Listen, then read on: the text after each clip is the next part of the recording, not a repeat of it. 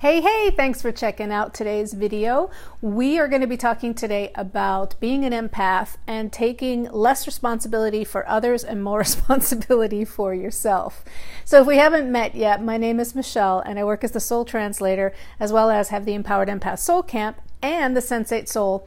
And really all I do is about helping you so that your sensitivities do not suck and instead are the source of how you heal, create, and connect in your life and in your livelihood. So sensitivity is your strength. We're born this way. Let's use our beautiful empathic heart and soul to be the best empath. And if you happen to also do your work as an empathic entrepreneur or sensitive solopreneur, let's shine on. Okay, so as I said in today's video, we're going to be talking about this responsibility and over-responsibility that we can sometimes feel about others, taking care of others. This question was spurred by somebody on Facebook. I put it out to a group that I have around, what are you grappling with? And this one came up. Many of them came up, so we're going to be doing more videos on these actual Q&As. But this one, we're starting with this one because it really is, I feel, such a core part of how do we take care of ourselves as empaths. So this member had said the biggest problem that she's grappling with, she works in the financial world, is simply that as an empath, she's always taking care of everybody else before she's taking care of her bottom line. And that I'm sure you can relate to. Many of us have this, shall we say, tendency to put the needs of others first. And there's nothing wrong with that. Sometimes it's actually necessary. But if it becomes a general personality trait and a way of being in the world, it can definitely cause a lot of problems. I'm giggling because I'm thinking about this cartoon that I saw, another dear friend of mine had shared, that showed this support dog. Emotional support dog, and somebody's walking by the fence and the dog, the little comment thing is saying wait a second, I can smell the hurt in you. Come on now, talk to me, I'm here for you. And I laughed when I saw this because I was like, yeah, isn't that like an empath in a nutshell? And so it is our natural, it's a way how we are designed. Empathy is as I say often, it is compassion in action. It is the frequency of connection and intimacy between beings. It is an ability to be able to feel and sense and notice, and for empaths, often to feel in our own body and our own systems, energetic systems and emotional systems, the lives, inner lives, and thoughts and feelings of others. So used as a strength, it's incredibly powerful. That's why we are about empowering empaths.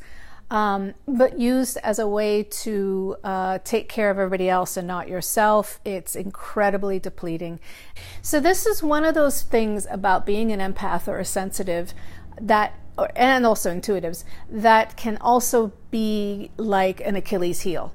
It's actually in our nature. It is second nature to us to scan and to observe and feel into the environment or the people around us and check to make sure everybody's okay. It's an incredibly nurturing aspect of who we are. However, for a lot of us, because it's like second nature, we have to learn how to then pay as much attention, if not, and I'm going to say definitely more, to ourselves and others. So I've got a couple tips to be able to help with this. Because the thing is, if we are constantly giving and tending to others, even if it is a very core part of our nature and how we show up in the world, it's just one of those things that eventually it's going to be, shall we say, a very limited return on your investment. And unfortunately what happens is then we get resentful. It happens to everybody. It's not a character default, it's an energetic depletion.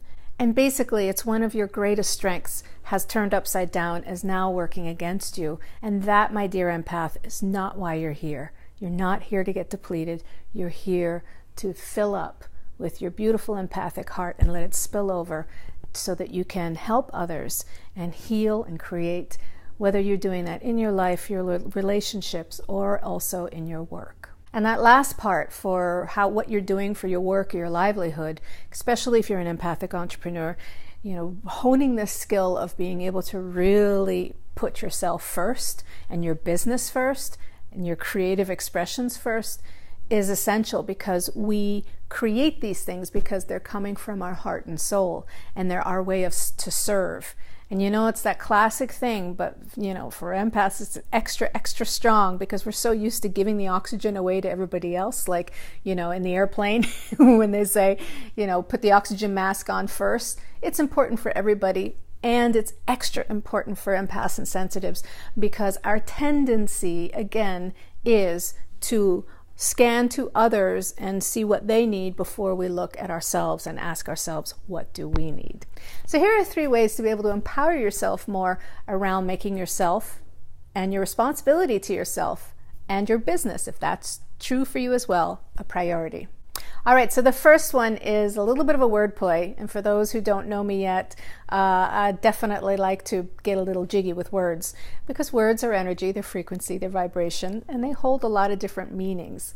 So if you look at the word responsibility, it is actually response-able.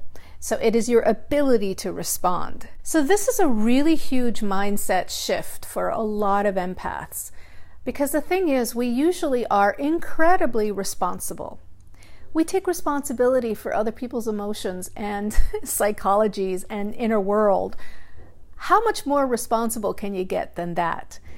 That might sound really funny, but it's true, isn't it? Like our default is to be responsible for other people. Like my friend who said, why do I take care of everybody else and then take care of my bottom line last? Because that's a tough way to be able to build and maintain a business if you're always looking what everybody else needs over what you actually need. So here's the shadow side of this responsibility piece. Although I know and trust that you probably are way more responsible than you think that you are, and even if you wanted to look at your life, you could probably see, do a little list of like, wow, I'm really responsible there, I'm really responsible there, just to kind of check yourself and do a little reality check. But the shadow side of it is, and I see this all the time in my work, and I know that I've got this one too, is this like kind of not wanting to be responsible, this tendency to want to flake out, to be a little bit unreliable. And this is the shadow side, like I said, because so many empaths and sensitives are raised feeling so responsible for so much. It's like we just kind of rebel and we just kind of want to not take responsibility. Unfortunately, that can show up on the shadow side, where how do we take care of ourselves? Our physical selves, our emotional selves, are we exercising? Are we having good boundaries with ourselves and others? And it can also show up in how we're tending to our work and tending to the things that are really important to us. So that's like, as my friend saying, she needs to really focus on her bottom line instead of looking at everybody else's first. So here's a quick tip on this one. We all have our to-do lists, and what I suggest is in the morning, you have 2 to 3 things on your to-do list, not more than that. But these 2 to 3 things are what are really important for you to take care of, whether it's in your day, your health, your errands, your business, whatever it is. But those 2 to 3 things are like sacred. You don't take care of anybody else until those things are done. Okay, so the second one is about things being relational. And I want to give you a challenge on this one, actually. Everything is relational. Life is a bunch of systems of energy, of frequencies. Everything's connected. Everything's talking to each other. We are relational beings. And empaths and sensitives are particularly aware and sensitive of how things affect each other. That's how we feel and why we feel so much. It's one of the reasons. This is a little bit of a different idea. However, I know that you can do it because I'm sure you have a wonderful imagination. When we so easily relate to others in the sense of how they're feeling, what they're feeling, how they're doing, we can really be present to their experience. We can really relate on many levels, emotionally, energetically, psychologically, spiritually, physically. We're very relationally connected to others. So my challenge is for you to see what you're working on, your business, your life, your project, as an entity or somebody that you're in relationship with, because you actually are. If you were to treat your business or your work like you do others as an empath, how would it flourish? How would it feel different? How would you be nurturing it? And how would it then nurture you back? How would you spend time on it? What would you do differently if you really believed that this thing that you're working on, this business, this dream, really was like somebody who you're in a deeply loving, empathic connection and relationship with? So this is an imaginative mindset shift I give myself when I don't feel like tending to something, when I'm feeling lazy or I'm just kind of wanting to be irresponsible. I will think of my business or the creative project or whatever I'm doing. I will treat it as if it is an entity that deserves my love, deserves my attention, even if it's just a little something that I can do, because I'm already naturally that way. I'm already naturally empathically relating to life. So this is just about shifting the focus and seeing something as worthy of your attention as it is just naturally that you give your attention and love and empathy to others. All right, the third one today is a bit of a wordplay and also is a mindset shift. And I definitely invite you to play with this one. One of the worst things that you could say to an empath is that you're being selfish.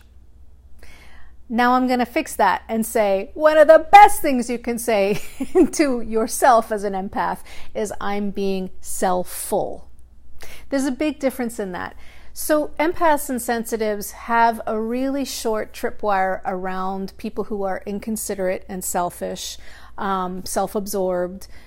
Unfortunately, a little tip here, that's also what a lot of people say about empaths being self-absorbed, and it's actually not true. It's just because we're processing so much in our own inner world and also doing that often for other people. So sometimes we can look a little bit like we are, in our own worlds and a little bit too focused on ourselves and our emotions and feelings, but that's simply not true.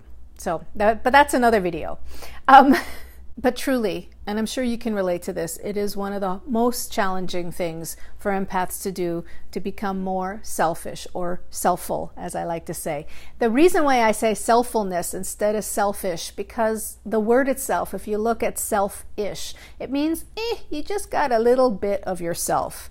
And unfortunately, those who do become truly selfish, that's actually what they do end up having, is just a little bit of themselves because they're really closed down. And of course, this is often a trait that is associated with narcissists. And if you'd like some further videos on the empath-narcissist connection, I have a couple that have been very popular around why empaths attract narcissists and vice versa. There's a lot of reasons we're working through some stuff in ending up with particular people. But I wanted to offer this new word just because the selfish word can be so loaded for a lot of empaths and sensitives. So if you do this reframe around making choices, doing things for yourself, setting time aside daily, hopefully, for your energetic and emotional self-care. So just tweak this idea around selfishness and see how it feels to open up to the idea of being self-fullness instead of selfishness. Nobody wants to be ish anything, like happy-ish, no. Kind of in love-ish, no.